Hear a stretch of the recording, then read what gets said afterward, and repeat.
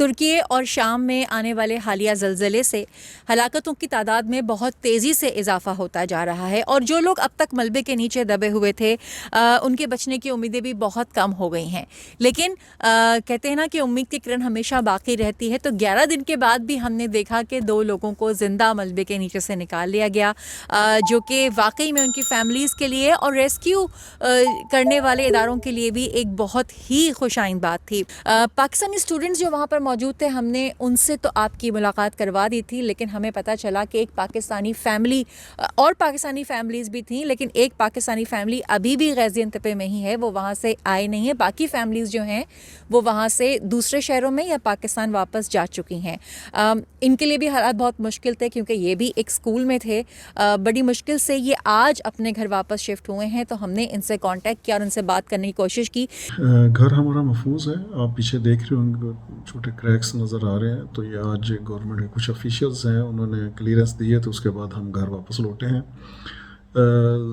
ہم تقریباً 9 دن جو ہے وہ ایک گورنمنٹ نے کہ یہاں اسکول میں جگہ دی ہوئی تھی ہمیں، ہم وہیں تھے۔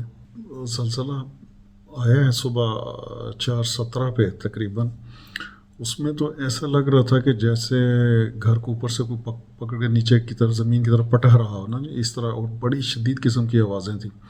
مطلب ہم کافی خوفزدہ ہوئے اور بچوں کو فوراً لے کے جو ہے نا وہ نیچے کی طرف چلے گئے، نیچے یعنی بلڈنگ سے باہر۔ تو بلڈنگ سے باہر آ کے تو باہر بھی برف پڑی ہوئی تھی کافی، 2 دن سے، پچھلے 2 دن سے برف باری ہو رہی تھی۔ تو کچھ تھوڑی دیر انتظار کیا، آپ اس کو کہہ سکتی ہیں 1-1.5 منٹ یا 2 منٹ کا وقفہ ہوگا۔ اس کے بعد جیسے تھوڑا تھما ہے، اس کی لرزش کم ہوئی ہے، تو میں فوراً اوپر کی طرف آ گیا، کچھ ضروری سامان لیا اور بچوں کو گاڑی میں ڈالا ہے، اور ہم مطلب بلڈنگ سے، یعنی جہاں یہ بلڈنگز وغیرہ ہیں ان سے تھوڑا سا دور چلے گئے، کھلے میدان کی طرف، پارک کی طرف چلے گئے۔ تو پھر دوسرا جو ہے زلزلہ دوسری مرتبہ جو ہے وہ تقریباً آپ یہ کہہ سکتی ہیں کہ 1:15 بجے کے لگ بھگ آیا ہوگا۔ اصل میں نقصان جو ہے نا وہ دوسرے زلزلے جو دوسرے جھٹکے آئے ہیں دوسری مرتبہ، اس میں ہوا ہے، جہاں بہت ساری دوسری NGOs یہاں پر موجود تھیں۔ ہم نے دیکھا کہ الخدمت، کیونکہ ایک بہت اسٹرانگ نیٹ ورک ہے الخدمت کا پوری دنیا میں، اور ترکی میں بھی یہ رجسٹرڈ جماعت بھی ہے، اور یہاں پر ان کا اسٹرانگ نیٹ ورک بھی ہے، اس لیے زیادہ آسانی سے ان کا ایکسس ان متاثرہ علاقوں میں تھا۔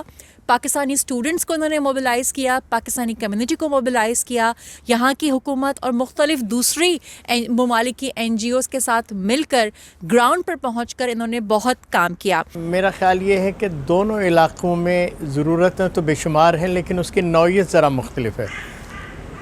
جو یہ ترکی کا علاقہ ہے، اس کے اندر ریزیڈنسز، خیمے اور اس سے ملتی جلتی چیزیں، کمبل اور دوسری ضروریات ہیں۔ یہاں خوراک کا کوئی مسئلہ نہیں ہے، باقی چیزیں الحمدللہ ٹھیک ہیں۔ البتہ جو ترکی کا علاقہ ہے تو وہاں تو میڈیسنز کی بھی ضرورت ہے، وہاں تو سیریا کے اندر میڈیسنز کی بھی ضرورت ہے، وہاں جو ملبہ ہٹانے کے لیے سامان ہوتا ہے، بڑی کرینیں، اس کی بھی ضرورت ہے۔ گھر جو گرے ہیں ان کی تعمیر کا جو ہے سلسلہ، اس کی بھی ضرورت ہے، میڈیسنز کی بھی ضرورت ہے، تو اور خوراک کی بھی ضرورت ہے، چونکہ وہ علاقہ ایسا ہے کہ جہاں ایک عرصے سے لوگ بیچارے پہلے ہی مصیبتوں کے اندر گرفتار تھے، اور زلزلے نے تو بالکل حالت ان کی پتلی کر دی ہے۔ تو کوئی ایسی چیز نہیں ہے جس کی وہاں ضرورت نہ ہو، کپڑوں سے لے کے، دوائیوں سے لے کے، اور باقی ساری ضروریات ان کی اہم ہیں۔ لیکن میرا اپنا خیال یہ ہے کہ جس پہ بہت توجہ دینے کی ضرورت ہے وہ زخمی لوگوں کے لیے علاج، معالجہ اور ہسپتالوں کی ضروریات، تو اس کو فوکس کرنا ہے۔ دیکھیں، جو لوگ باہر ہیں ان سب کے لیے تو سب سے آسان طریقہ فائنانشل کنٹریبیوشن ہی کا ہوتا ہے۔ پھر اس کنٹریبیوشن سے جہاں جو ضرورت ہوتی ہے اس کو خرید کے پہنچایا جا سکتا ہے۔ ادروائز تو اس کو ایئر لفٹ کرنا اور اس کے اوپر آنے والے اخراجات اتنے ہو جاتے ہیں کہ ڈونیشن کے برابر ہو جائیں۔